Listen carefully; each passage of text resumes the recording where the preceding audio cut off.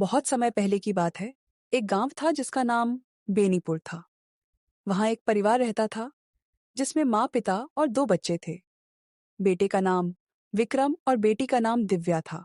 सभी बहुत खुशी से रहते थे।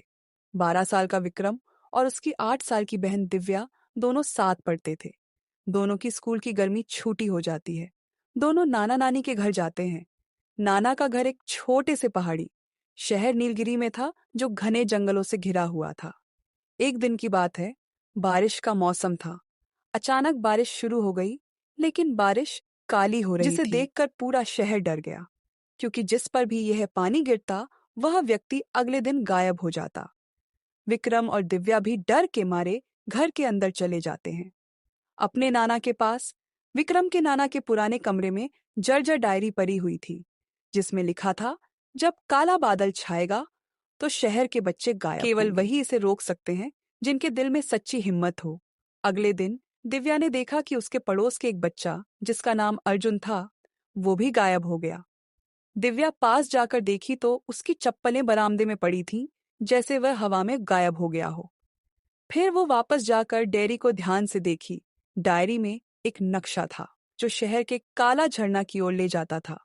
विक्रम और दिव्या ने फैसला किया कि वे वहां जाएंगे। दोनों झील की तरफ चल दिए।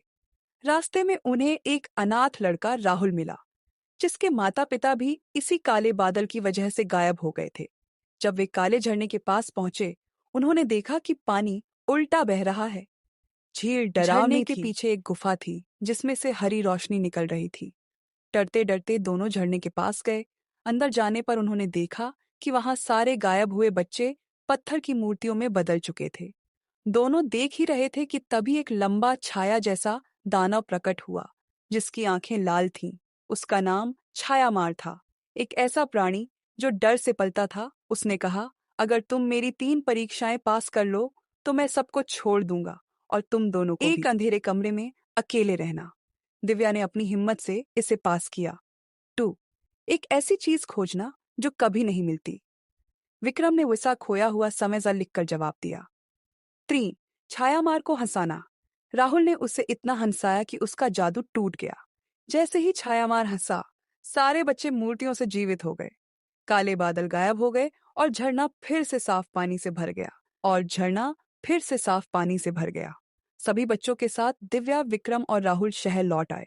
जब वे शहर लौटे तो पता चला कि शहर का मेयर ही छायामार को बुला रहा था, क्योंकि उसके अपने कोई बच्चे नहीं थे, जिससे वो शहर के किसी बच्चे को देखना नहीं चाहता था। सबने मिलकर मेयर को पकड़वाया और शहर फिर से खुशहाल हो गया। ये सब बात सुनकर और देखकर नाना ने विक्रम और दिव्या को गले लगाते हुए कहा, बच्चे, तुमने साबित कर दिया कि सच्ची हिम्मत और दोस्ती से कोई भी रहस्य हल हो सकता है। और ये भी कहा, हमेशा बहादुर दोस्त बनना चाहिए। इस कहानी से हमें यह शिक्षा मिलती है, डर को हराने का सबसे बड़ा हथियार हिम्मत और एकता है। कभी भी अकेले नहीं, बल्कि मिलकर हर मुश्किल का सामना करो। आप लोगों को ये कहानी कैसी लगी, कमेंट करके जरूर बताएं।